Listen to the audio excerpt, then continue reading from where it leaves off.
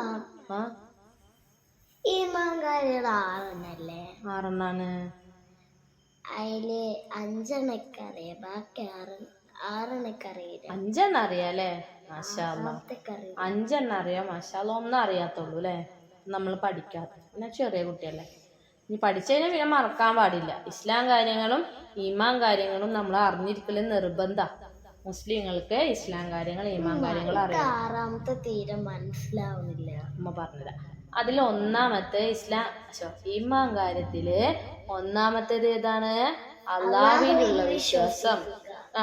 2 അള്ളാഹുവിന്റെ മലക്കുകളിൽ വിശ്വസിക്ക.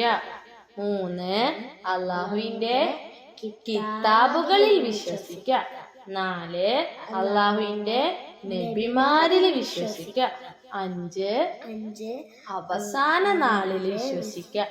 6 നന്മയും തിന്മയുമായിട്ടുള്ള എല്ലാ കാര്യങ്ങളും അള്ളാഹുവിൽ നിന്നാണെന്നുള്ള വിശ്വാസം.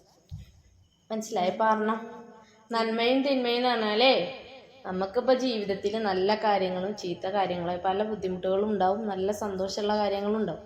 അതൊക്കെ അള്ളാഹു തരുന്നതാണ്. അള്ളാഹു നമുക്ക് തരുന്ന കാര്യങ്ങളാണ്. അതാണ് ഈ നന്മയും തിന്മയും അള്ളാഹുവിൽ നിന്നാണെന്ന് വിശ്വസിക്കാൻ പറഞ്ഞത്. മനസ്സിലായോ?